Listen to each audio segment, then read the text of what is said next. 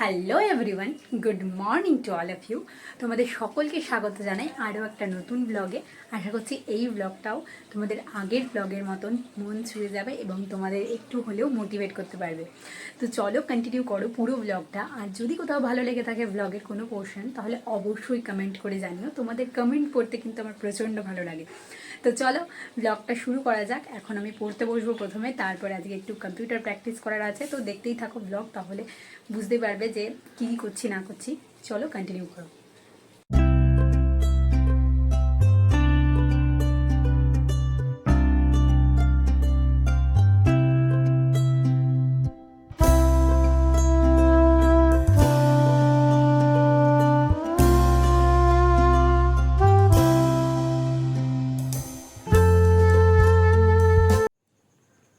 সকালে উঠেই আমি একটুখানি ফ্রেশ হয়ে নিয়ে তারপরে একটু মাথাটা আছড়ে নিলাম, কারণ রাত্রেবেলা শোয়ার পর চুলটা একটুখানি ঝাউলি ঝাউলি হয়ে যায়। তারপরে উঠে ফ্রেশ হয়ে সব কিছু করে একবারে পড়তে বসলাম। প্রথমে 1.5 ঘন্টা মতন আগে হিস্ট্রিটা পড়ে নিলাম। হিস্ট্রিটা পড়ার পর তারপরে মনে হলো একবারে হিস্ট্রি আর জিওগ্রাফি মোটামুটি পুরোপুরি 3 ঘন্টায় কমপ্লিট করে তারপরেই উঠবো। তাই জন্য হিস্ট্রিটা মোটামুটি অ্যানশিয়েন্টটা পুরোটা কমপ্লিট করে তারপরে জিওগ্রাফিটা নিয়েও সঙ্গে সঙ্গে বসে গেলাম।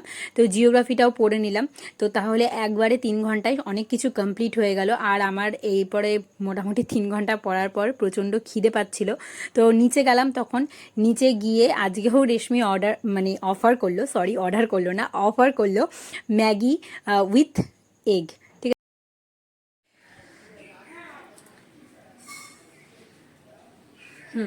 তো একটা কোর্সে আমি অ্যাডমিশন নিয়েছি, আর সেটারই এখন একটুখানি প্র্যাকটিস করব আমার ল্যাপটপটাতে। তো এখন পড়বো না, এখন যেহেতু ওটা খুব তাড়াতাড়ি আমি কোর্সটা কমপ্লিট করছি। অ্যাকচুয়ালি ওটা 3 মাস মতন লাগে, কিন্তু আমি চাইছি ওটা 20 দিনে, বেশি দিন টানতে চাইছি না, 20-25 দিনের মধ্যে কমপ্লিট করে নিতে চাইছি। তো তাই জন্য সেই মতন করে প্র্যাকটিস করতে হচ্ছে ওটা। তো তাই জন্য এখন প্র্যাকটিসটা করব। Kid, don't ever let them get inside your head. They'll tell you what to do in life instead of everything you know that you could get. Don't let them guide your life towards regret. I'll fight for what I love with every breath. My past is filled with things I won't forget. I use them all to push me to my best. So treat the worst of times just like a test. If only I could go back in time, I'd tell myself that everything will end up alright. Just push yourself, test yourself, figure out what you like, and find your limits, don't be rigid, always work towards a prime. Surround yourself with open minds, people can change your life. A few friends with intent can help you feel alive. Find a passion, take some action, and with a little time, just be patient, make a statement, try to enjoy your life. They'll try to kick you while you're down.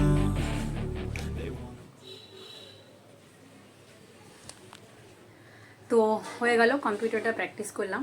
Practice করে এরপর যাব রান্না করতে। রেশমি ওদিকে সমস্ত কেটে বেটে ready করে রেখেছে, এবার যাই রান্নাটা করে আসি।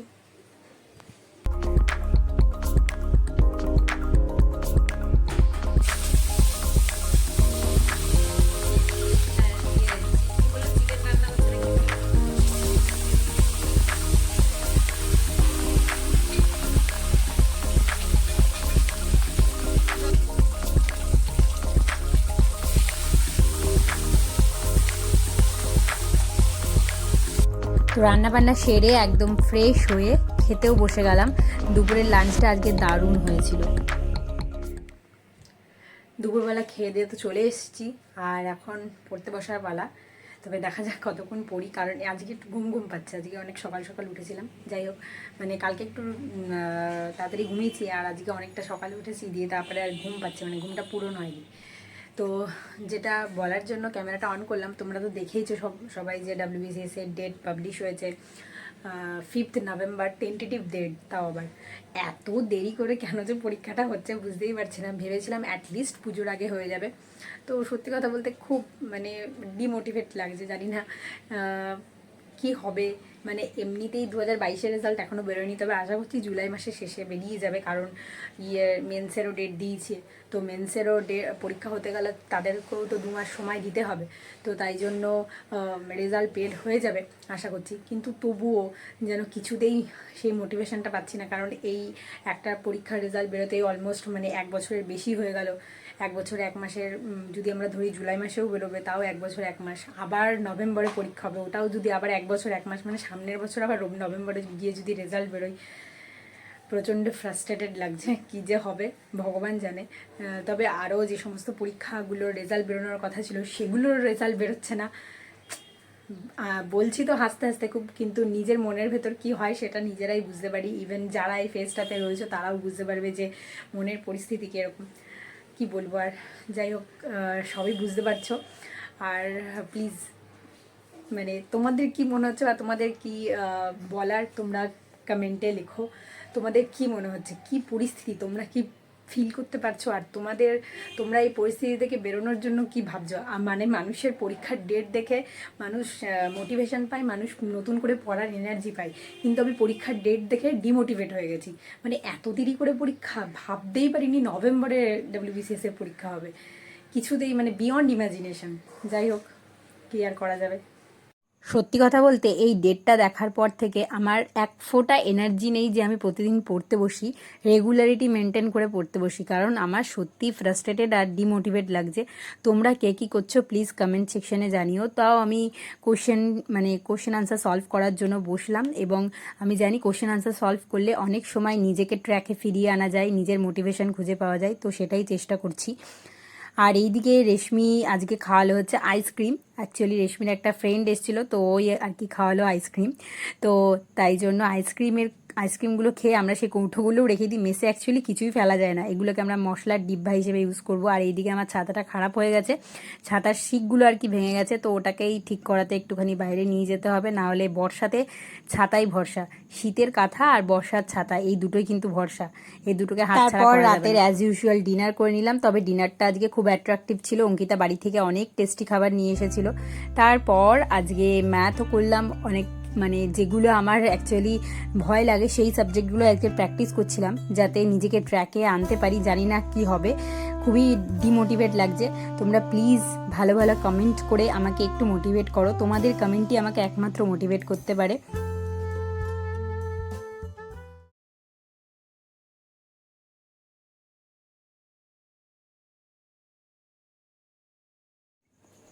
আর আজকের ব্লগটা এখানেই এন্ড করছি, কারণ এখন অনেকটা রাত হয়েছে। এবার এই ভিডিওটাকে এডিট করে আপলোড করার পালা, তো সেটার জন্য তো একটু টাইম বরাদ্দ রাখতে হবে। তো দেখা যাক নিজেকে কত তাড়াতাড়ি মোটিভেট করে নিজেকে ট্র্যাকে ফিরিয়ে আনতে পারি। সঙ্গে ডিমোটিভেশনটাকে দূরে সরানোর জন্য আমি আরও কিছু অ্যাক্টিভিটির সঙ্গে যুক্ত হয়েছি। বললাম একটা কোর্সে অ্যাডমিশন নিয়েছি, যাতে নিজেকে কখনোই কোনোভাবে ট্র্যাক থেকে বের না করা যায়। সঙ্গে আরও যাতে নিজেকে কোনো কিছু অ্যাক্টিভিটির সঙ্গে যুক্ত রাখলে দেখবে নিজের প্রোডাক্টিভিটি অনেকটা বাড়ে। ঘরে বসে ল্যাদ খাওয়ার চাইতে নিজেকে কিছু একটার মধ্যে এঙ্গেজ রাখা অনেক ভালো, ঠিক আছে? তো আমার সেটাই মনে হলো, তো তাই জন্যই কোর্সটাতে অ্যাডমিশন নেওয়া। যাই হোক না কেন, যত দিন যাবে আমি অবশ্যই শেয়ার করব যে কি কোর্স না কোর্স, অবশ্যই শেয়ার করব তোমাদের সাথে সব কিছু সাকসেসফুল হলে। তো আজকের মতো ব্লগটা এখানেই এন্ড করছি, দেখা হবে খুব তাড়াতাড়ি নেক্সট ব্লগে। আর এই ব্লগটা কেমন লাগলো অবশ্যই কমেন্ট করে জানিও প্লিজ, কাইন্ডলি ভালো ভালো কমেন্ট করো। আর ভালো ভালো কমেন্ট করে, হ্যাঁ কিছু লোক তো আছে খারাপ কমেন্ট করার জন্যই বসে থাকে, তাদের কথা আমি বাদ দিলাম। কিন্তু তোমরা যারা আমাকে সত্যিকারের ভালোবাসো, এবং তোমাদের সাথেও একটা ইন্টারলিঙ্কড হয়ে গেছে আমার মনের, জানি এই কজন ভালো কমেন্ট করবে। আমি ইভেন সবার কমেন্ট পড়ি, ঠিক আছে, ইচ অ্যান্ড এভরি ওয়ানের কমেন্ট পড়ি।